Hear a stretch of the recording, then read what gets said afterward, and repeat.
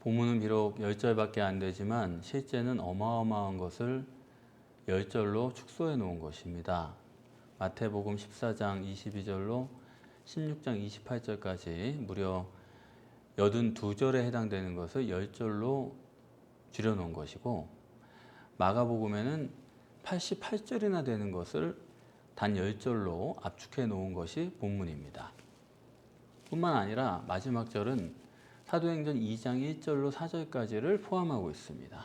그렇기 때문에 이 본문은 여러분이 본문의 실제를 고민하지 않으시면 이것을 근본적으로 이해하기가 어렵습니다. 우선 18절에 예수께서 따로 기도하실세 그랬습니다.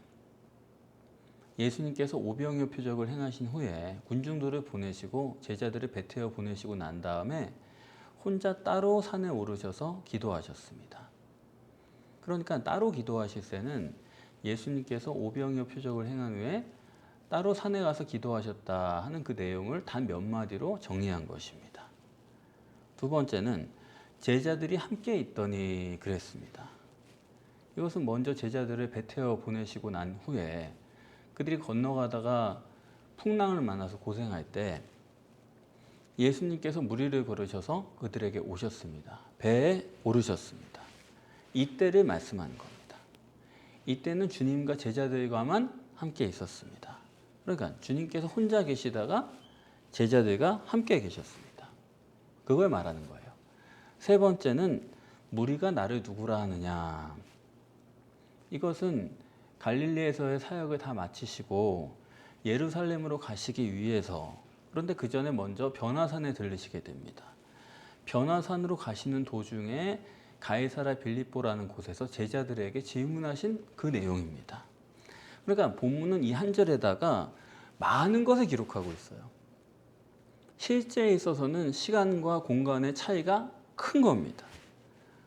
그리고 변화산에 오르기 직전의 질문이고, 이것은 곧 변화산의 서론이요 지금까지 공생의 결론이 되기 때문에 오늘 본문의 위치는 대단히 중요한 것이고, 그만큼 많은 내용을 포함하고 있기 때문에 이해하기가 대단히 어려운 것이 사실입니다.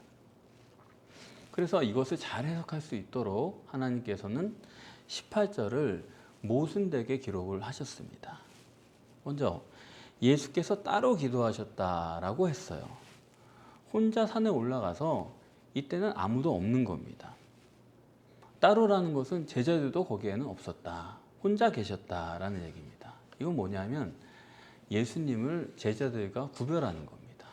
예수님은 다른 분이시다 하는 거예요. 그런데 따로 계시다고 해놓고서 곧바로 그 다음에는 제자들이 함께 있다는 거예요. 이건 말이 안 되죠. 그러면 의도는 이런 것입니다. 먼저는 주님이 별도로 계신 것처럼 해놓고 제자들과 주님을 구별한 거죠. 그런데 곧바로 같이 있었다는 거예요. 이번에는 주님과 제자들을 같이 묶어놓은 거예요. 배에 제자들과 주님이 함께 있지 않았습니까? 그때는 다른 사람은 아무도 없었죠. 둘이 같이 있었습니다. 그러고서 그 다음에는 무리가 등장해요. 그렇기 때문에 본문의 의도를 알 수 있습니다. 주님과 제자들은 다르지만 하나로 묶어서 보라는 얘기예요. 그러나 무리는 아예 따로 띄어서 보라. 그런 얘기가 여기 있는 겁니다. 예수님께서 무리가 나를 누구라 하느냐 그렇게 물으셨습니다. 베드로가 대답합니다. 침례 요한이라고 부르는 사람도 있고 엘리야라고도 하고 옛 선지자 중에 하나가 되살아났다 그렇게 얘기를 합니다. 그러니까 무리들이 보는 예수님은 옛 선지자가 되살아난, 죽은 사람이 되살아난, 마치 나사로가 되살아난 것처럼 옛날 그 사람이 다시 살아난, 그렇게 본다는 거예요. 제 표현으로는 단일체의 회생론이다. 그 육체 그대로 살아났다라고 그들이 보고 있었다는 것입니다. 그것이 무리의 평가예요. 예수님이 대단하긴 대단한데 옛 선지자가 되살아난 신비한 존재다. 그렇게 봤다라는 거죠. 자, 이 내용은 그 다음 절을 보시면 더 확실해집니다. 주님께서 그러면 너희는 나를 누구라 하느냐 그렇게 물을 때 베드로가 대답합니다. 베드로라고 써놨지만 실제로는 12제자의 대표로 말씀드린 거죠. 지금 제자들 외에는 없는 의미니까. 그래서 베드로가 대답하기를 제자들이 말하기를 주님은 하나님의 그리스도시니이다 그랬습니다. 다시 말씀드리면 하나님의 기름 부음을 받은 자입니다. 하나님이 기름 부었다는 겁니다. 그러니까 제자들이 보는 것은 예수님이 어떤 분이냐면은 하나님이 기름 부었다. 그 말은 육신의 인간에다가 성령을 기름 부었다. 육신의 인간 플러스 성령이에요. 그러니까 이중체로 본다. 제 표현으로는 그런 말씀입니다. 예수님과 제자들은 예수님을 이중체로 보는 하나의 묶음이고 무리들은 예수님을 단일체로 보는 하나의 묶음이다 하는 것입니다. 그 둘은 전혀 다르다. 그래서 본문에 예수님께서 제자들의 답을 들으시고 이거를 아무에게도 이르지 말라 그렇게 경계하셨습니다. 왜요? 저들은 예수님을 단일체로 보거든요. 육체 인간으로 보거든요. 거기에다가는 예수님을 이중체라고 말할 것도 없다.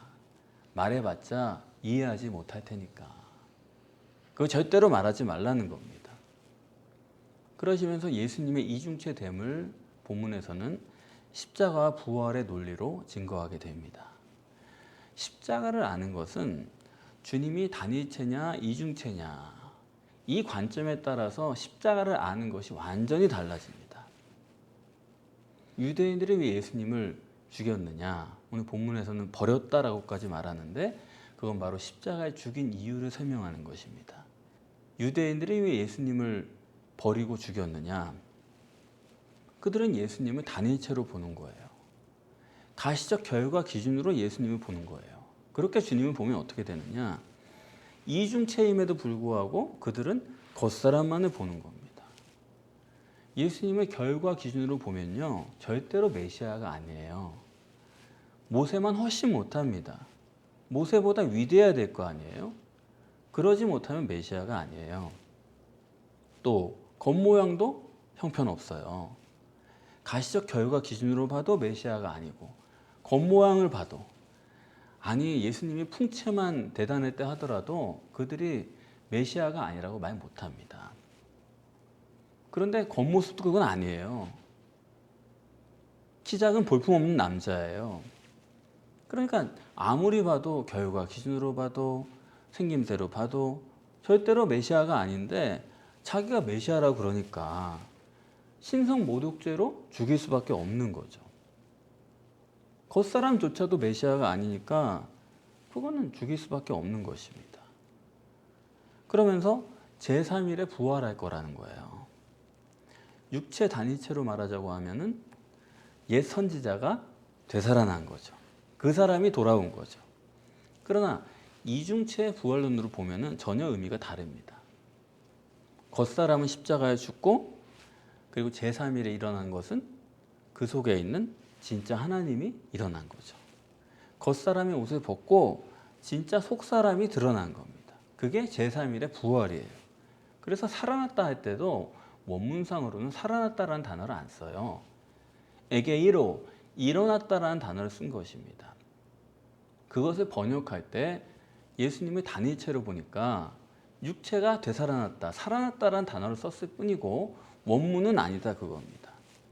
그래서 본문은 예수님이 이중체냐 단일체냐를 구별할 수 있는 것부터 기록을 한 것이고 겉사람이 죽은 거냐 속사람이 죽은 거냐 거기에 따라서 아주 많이 달라지는 거예요. 전혀 다른 얘기가 됩니다. 본문에 인자라는 말이 2번 나오죠. 22절에 인자가 많은 고난을 받고 이렇게 인자 사람의 아들이죠. 단일체로 보면은 사람들은 누구를 죽인 게 돼요? 하나님을 죽인 거죠. 단일체니까 그 자체가 하나님인 거죠. 그런데 이중체로 보면은 누굴 죽인 거예요? 단지 인간 예수를 죽인 거죠.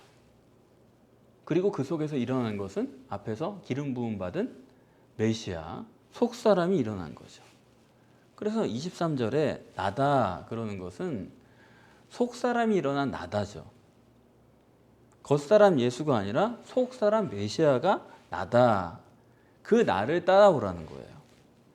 그러고서 26절을 보시면은 누구든지 나와 내 말을 부끄러워하면 인자도 자기와 아버지와 거룩한 천사들의 영광으로 올 때 할 때 그 인자는 여기선 그 앞에 22절의 인자가 아니고 22절의 인자는 마리아의 아들 육체 인간이고, 여기서 인자는 영의 실체성이죠. 이때는 부활하신 영인 속사람으로 오시는데 이것을 실체적으로 보여주기 위해서 인자라는 표현을 쓴 것입니다. 여기 인자는 속사람이지 겉사람이 아니다, 그런 말씀이에요. 그러니까 단일체로 죽었다가 살아난 거라고 해석하는 강력한 근거가 되는 것도 본문이에요.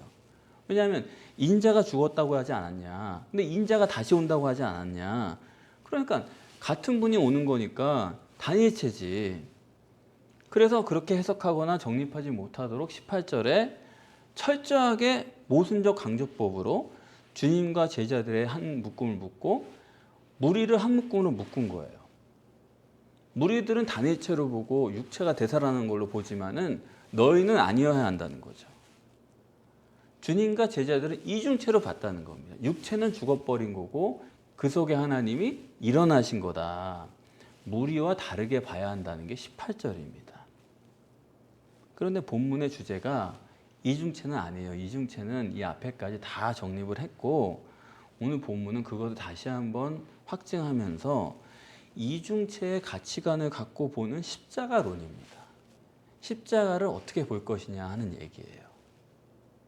예수님께서 육신으로 오셨다가 십자가로 생을 마감한 것에 대해서는 누구도 이견이 있을 수가 없습니다. 그런데 십자가를 제자의 조건으로 말씀하신 데에 문제가 있는 거예요. 십자가가 예수님께만 해당이 되면 간단한 얘기인데, 여러분이나 저 같은 그리스도인에게 예수님의 제자가 되려면 십자가를 지고 쫓아야 된다, 십자가를 져야 된다는 게 절대 조건이다, 그렇게 말씀하는 데에 문제가 있는 거예요. 십자가를 어떻게 해석하느냐의 문제가 여기 발생하는 것입니다.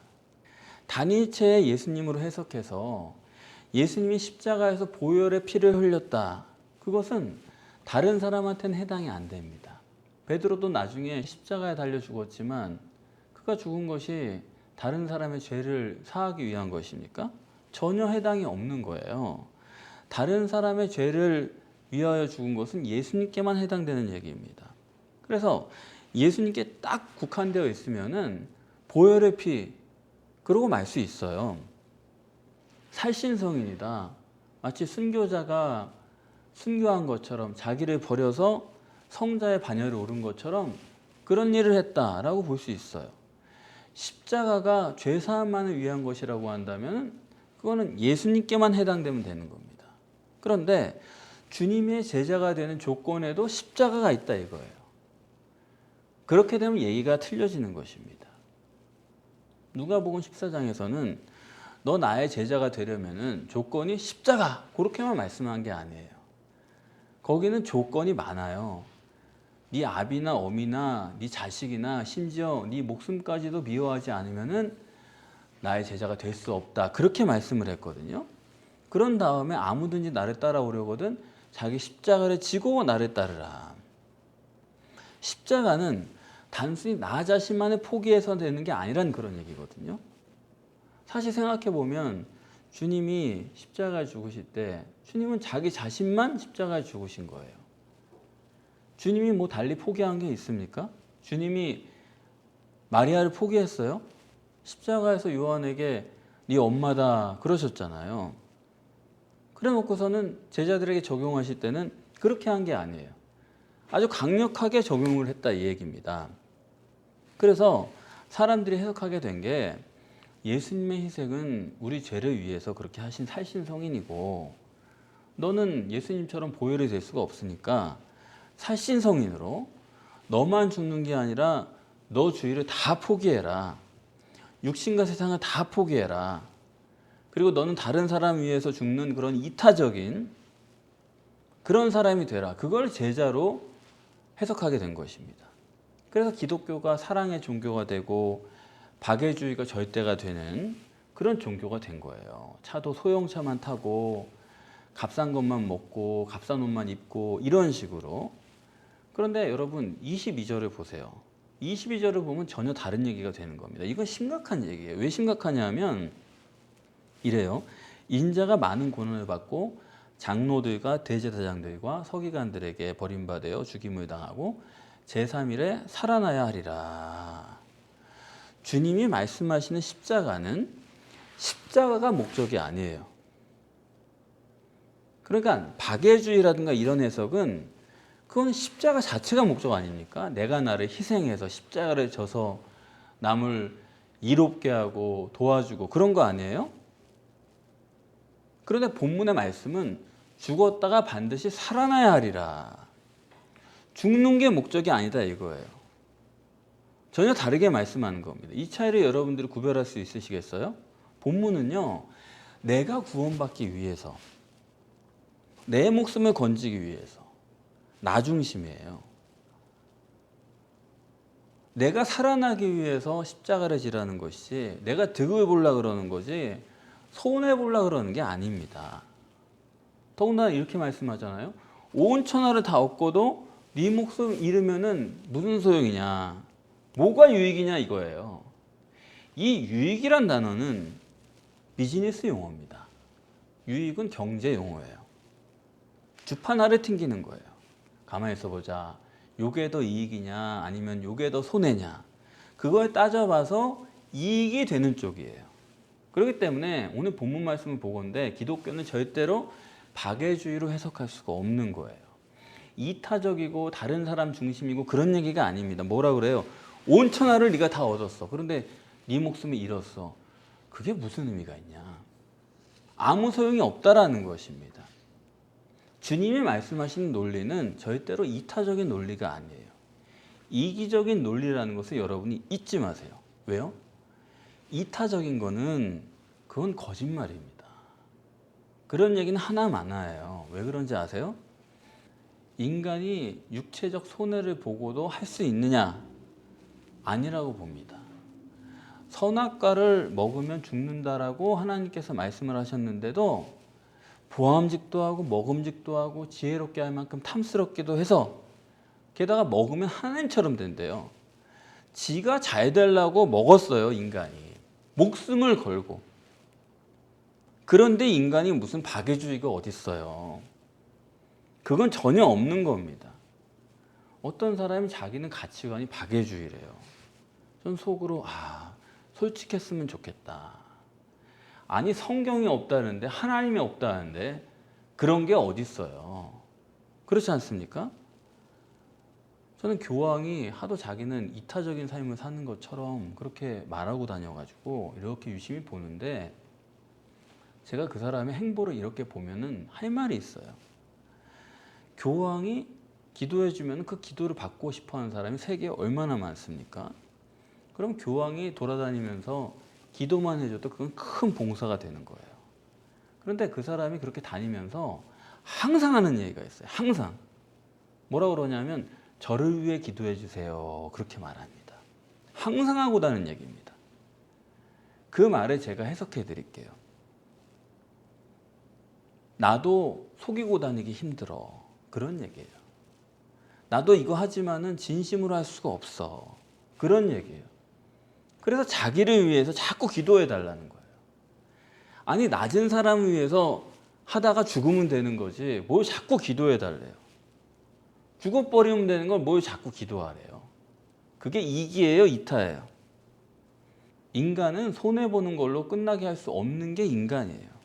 어떤 측면으로 보상을 받든지 받는 보상이 반드시 있어야 돼요. 그런 게 없이 내가 좋은 마음으로 했다. 그런 일들이 계속 발생한다. 그거는 물론 성령이 있는 사람에 한해서는 성령으로 할 수 있는 면이 있죠. 나도 모르게 그렇게 되는 거죠.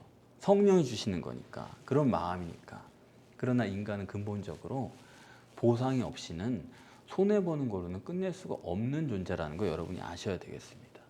그래서 본문에서도 예수님께서 네가 십자가 지고 죽으라 그렇게 말씀하시는데 그건 뭐냐면 네가 십자가 지고 죽어라. 그런데 그게 너에게 더 이득이니까.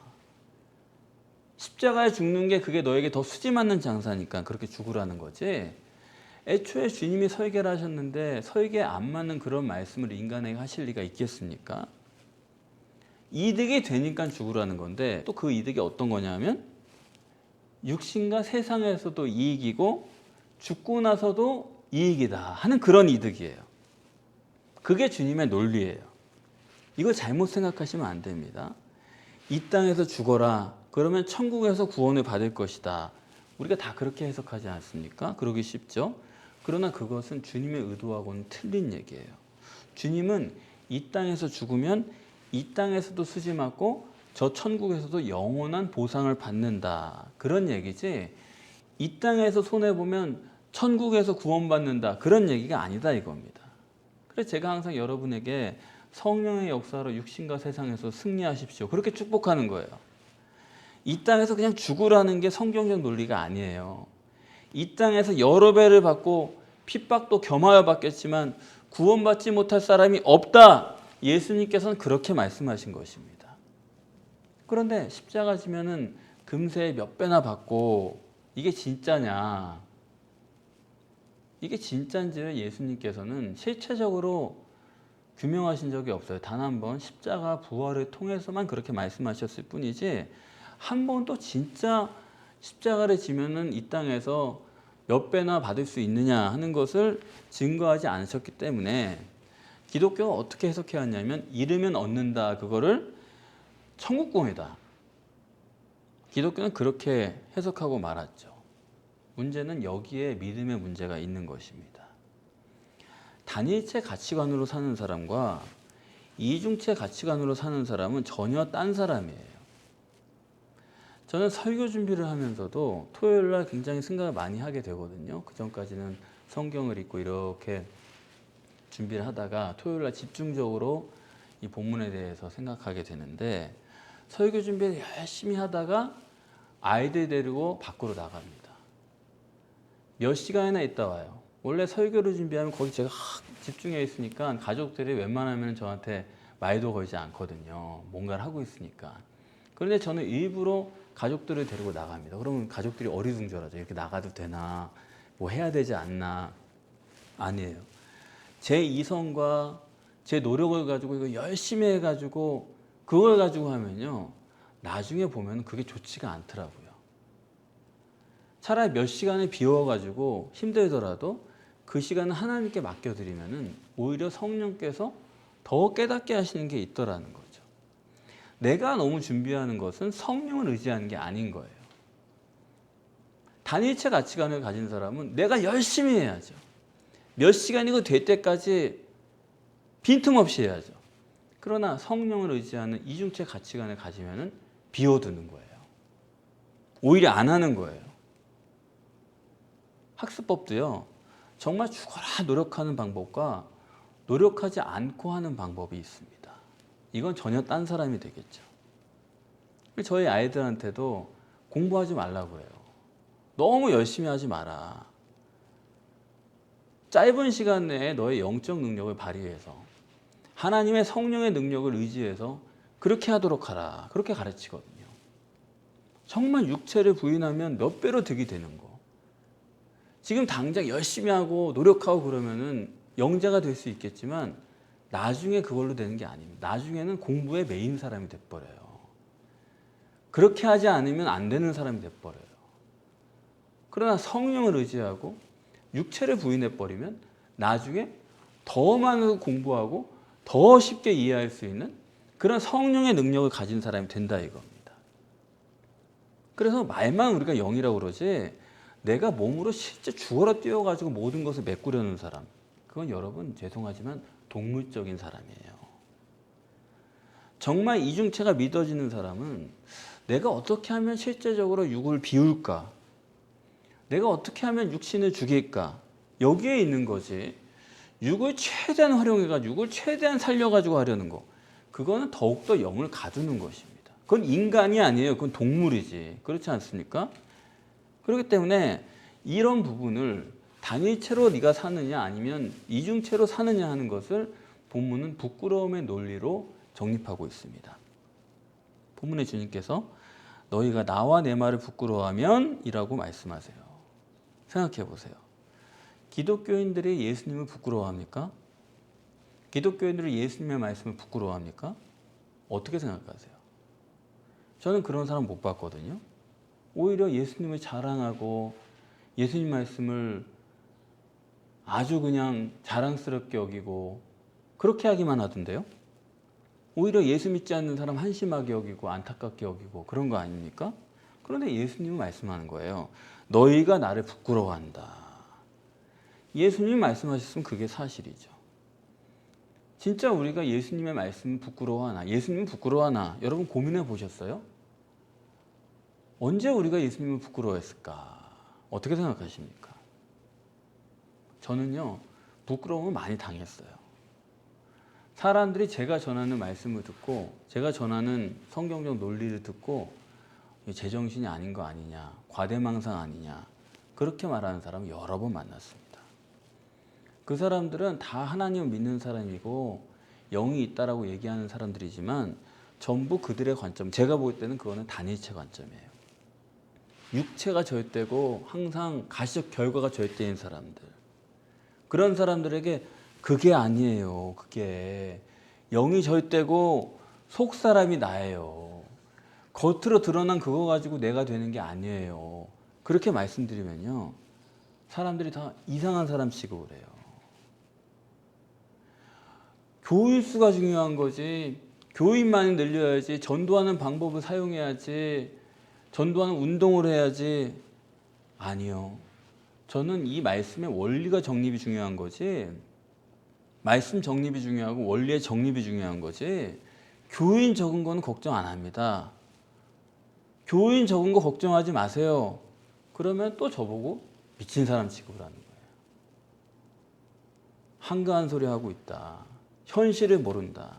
여러분 어떻게 하면 공부 잘합니까? 우리 자녀들이. 아니 여러분 어때요? 열심히 노력하고 공부하고 공부에 집념이 강하고, 여러분 그렇게 하면 안 됩니다. 그런 식으로 하면은 사람이 공부에 매이는 거예요. 기껏해야 영재가 되는 거예요. 아, 영재가 어디냐? 영재 돼서 뭐예요? 그깟 거. 그렇지 않습니까? 그렇게 해서 뭐예요? 천재성이 발휘돼야죠. 놀라운 지혜가 나와야죠. 놀라운 하나님의 선택과 판단이 나에게 흘러나와야죠. 하나님 같은 이들이 나타나야죠. 펑펑 놀고도 공부 잘해야죠. 죽어라 해가지고 시간과 생명을 거기다 바쳐가지고 그게 뭡니까? 우리 아이들한테도 공부 그만해. 놀아, 지금 놀아. 공부하면 안 돼. 시험 본 데도 공부를 못하게 하거든요. 몇 번이고 보고 가겠대요. 아니, 한 번 아니면 두 번만 봐. 그리고 놀아라. 그러면 아이들이 싫어합니다. 아빠 이상하다는 거예요. 영의 능력을 해야지. 성령으로 해야지. 알아 그래요. 제가 이런 말 어디 가서 하면요, 아마 학부모들은 다 저를 미친 사람 취급할 거예요. 무슨 책임지는 말을 하는 거냐. 우리 아이들이 어떻게 될까를 다 보고 나서 말씀드리면 좋겠지만, 글쎄요, 저는 지금도 효과가 있다라고 생각을 하고 있습니다. 그러나 가시적인 결과가 완전히 나타나기 전에는 사람들은 믿지 않겠죠. 왜요? 단일체 가치관으로 쭉 살아왔기 때문에. 그렇지 않습니까? 저는 제가 여러분들을 볼 때는 주님을 부끄러워하는 사람이다 라는 생각이 들 때가 있어요. 아니, 부끄러워하지 않으면은 제가 보면은 우리 교회 성경 정립과 성경을 보는 방법과 내용을 들으신 분이라면 저라면 그럴 것 같아요. 별수를 쓰더라도 다 이 복음 앞에 데리고 올 것 같아요. 내가 직접 복음을 전하는 건 어렵다 하더라도 교회에 데려올 것 같아요. 여기만 집중할 것 같아요. 남은 세월 우리 교회와 함께 성경을 정립하며 살 것 같아요. 구원을 완성하려고 할 것 같아요. 그런데 여러분 그렇게 하지 않는 거예요. 다른 데 얘기해봐야 안 먹힐 것 같습니다. 안 먹혀서가 아니에요. 내가 확신이 없어서 그래요. 확신이 있을 만큼 깊이 들어오지도 않았어요. 생각해 보세요. 내가 주님을 부끄러워하는 거 아닌가. 어떤 분은 그래요. 사람이 많아야 누구 데려오기도 좋대요. 우리는 사람이 많지 않으니까 누구 데려오기도 힘들대요. 여러분, 그게 주님을 부끄러워하는 거예요. 지책하는 게 아닙니다. 여러분 속을 잘 보시라 이거예요. 여러분이 정말 주님만 바라보고 주님의 말씀, 이 복음을 부끄러워하지 않는다면, 아니 어떻게 그러겠어요? 왜 사람을 신경 쓰겠어요? 생각해 보세요. 다른 사람들이 우리를 많이 이상한 사람 취급해야 돼요. 그런 이상한 사람 취급을 당해보지 않았다고 한다면 여러분도 문제가 심각한 거예요. 저는 지금까지 복음 전하면서 저랑 얘기할 때는 다 맞습니다, 맞습니다. 사람들이 그래요. 목회자건 평신도건. 저는 지금까지 누구랑 성경 얘기해가지고 논리적으로 막힌 적이 한 번도 없어요. 오히려 사람들이 아 그런가요? 그거 생각을 못 해봤는데요. 그게 맞는 것 같은데요. 다 그때는 끄덕끄덕합니다. 근데 뒤에 가서는 사람들이 딴 생각을 해요. 그게 과연 맞을까? 왜냐하면 그러면 지금까지 기라성 같은 목사들은 어떻게 된 거냐? 지금까지 기독교는 어떻게 된 거냐? 그게 틀렸을 리가 있느냐? 아니 왜 그걸 신경 씁니까? 하나님이 오늘 살아계시다면 나와 직접 말씀하는 거지 누구한테 배울 문제가 아니에요. 그거는 오늘 하나님과 나 사이에서 내가 신령한 이성을 가지고 판단하는 겁니다. 성령 안에서 그런 거지. 기라성 같은 목사들은 다 모르는데 너만 아느냐? 너가 틀린 거지. 아니 내가 언제 내가 맞았대요? 성경이 그렇다는 거 아닙니까? 그러면 우리가 하나님의 말씀을 바로 판단해 봐야죠. 정말 내가 겉이 아닌 속, 적용이 아닌 원리, 결과가 아닌 원인, 이걸 자랑스럽게 여기냐 이거예요. 주님을 부끄러워하지 않는다는 거는 여러분 뭐 삼박자 구원 그런 거 누구나 다 해요. 그거 왜 못합니까? 다 좋은 얘기들 뿐인데 그걸 누가 부끄러워한단 말입니까? 그게 아니고 속 사람을 얼마나 실제로 여기냐 그거예요. 이 원리가 얼마나 소중한지 그게 진짜라는 것을 얼마나 소중하게 여기는 그 문제예요. 결과 없어도 돼요. 원인을 가지고 있다는 그게 중요한 거지. 원인을 소중히 여기느냐. 바로 그 문제란 것입니다. 오늘 본문에도 목숨을 구원하려면 어떻게 해야 되느냐. 나와 내 말을 부끄러워하면 안 된다는 거예요. 천국은 간두라 이겁니다. 결과가 안 나왔고 눈에 보이는 게 없고 사람들이 그걸 몰라준다고 해가지고 아이 그거 아니다. 천국 간둬야 돼요.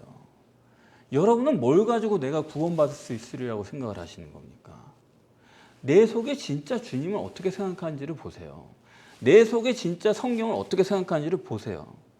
나와 내 말이라는 말씀은 먼저는 나와 그랬으니까 속사람 주님을 내가 자랑스럽게 여기느냐 하는 문제가 있는 거고 정말 주님을 여러분이 자랑스럽게 여깁니까? 속사람을?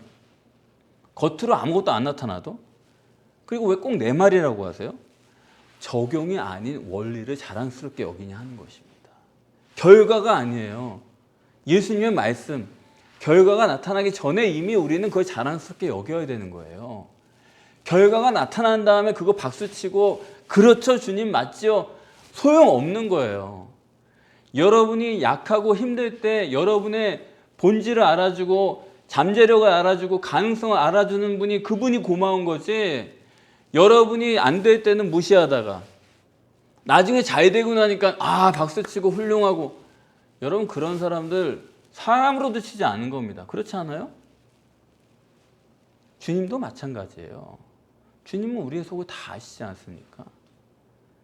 이런 것들이 나타나지 않았을 때 사람들이 알아주지 않는다 하더라도 원리와 원인과 그 법칙이 참되냐 이게 정말 소중하고 이것대로 될 줄을 믿습니다. 이런 사람을 주님께서는 구원하시고 그런 사람을 인정하시고 그런 사람에게 몇 배나 베풀어 주시는 것입니다. 여러분이 질책하는 게 아니에요. 저 자신도 그래요. 우리 자신을 정말 정직하게 봐야 됩니다. 사람들이 뭐라 그러든 내가 확신을 가지고 진리를 추구할 만큼 그 진리를 전할 만큼 내 자신이 그렇게 돼 있느냐 바로 그걸 매일 묻는 거예요. 26절에 예수님께서 결론으로 말씀하십니다. 인자도 자기와 아버지와 거룩한 천사들의 영광으로 올 때 여기 자기도 그렇고 아버지도 그렇고 천사도 그렇고 여기 다 영이죠.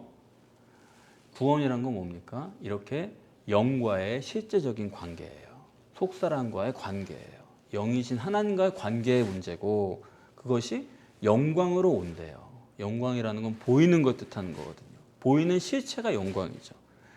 보이지 않는 속사람, 보이지 않는 하나님과의 실제적인 교제가 눈에 보이도록 실체적이어야 한다 이거예요. 교회로 걸어 나오는 거예요. 하나님 앞에 무릎 꿇고 엎드리는 거예요. 계속 하나님이랑 이야기하는 거예요. 그런 실체가 있어야 하나님과의 영적인 구원이 이루어지는 거지, 영적인 관계가 성공하는 거지. 그런 거 없이 머리로 나는 뭐 믿는 사람이야, 나는 무슨 사정이 있지만 지금은 이렇지만 믿는 사람이야. 아닙니다. 실제여야 되는 거예요. 그러면서 자기 목숨을 구원하려면이라고 했습니다. 이 땅에서의 육신의 구원과 천국에서의 영적인 구원, 이것을 얻으려면은 뭐예요? 죽어야 된다는 거죠. 육신이 죽어야 돼요. 그 논리를 말씀하는 겁니다. 세상은 다 육체를 강화하려고 하잖아요. 어떻게 하면 내가 효과적으로 뛸까? 어떻게 하면 완주할 수 있을까? 그런데 이중체는 뭐냐면요, 완전 딴 사람이에요. 이중체는 육신을 죽여야 돼요. 정반대예요. 그러기 전에는 영이 살 방법이 없어요. 영의 능력을 행할 수가 없어요. 그런데 영을 살리면 초능력이 나타나요. 그러니까 육을 죽이는 것 같아도 그게 절대 손해가 안 돼요. 초능력이 나타나니까 더 몇 배나 얻게 되는 것입니다. 27절에 여기 서 있는 사람 중에 라고 말씀했습니다. 나중이 아니란 얘기죠. 우리는 구원을 받아야 됩니다. 그런데 그 구원은 육신에 있을 동안에 성령으로 거듭나야 돼요. 빨리 거듭나야 돼요. 빨리요. 왜요? 하루빨리 우리가 이 땅에서 정말 영의 능력으로 살아야 그게 인간답게 사는 것이거든요. 영의 능력으로 승리해야 인간답게 승리하는 것 아닙니까? 우리가 언제까지 동물처럼 이리저리 뛰어다니고 동물적인 능력으로 승리해야 되겠습니까? 하루빨리 우리가 이중체를 실제적인 삶으로 받아들여서 육체와 세상을 초월적 능력으로 승리하는 여러분 모두가 되시기를 축복합니다.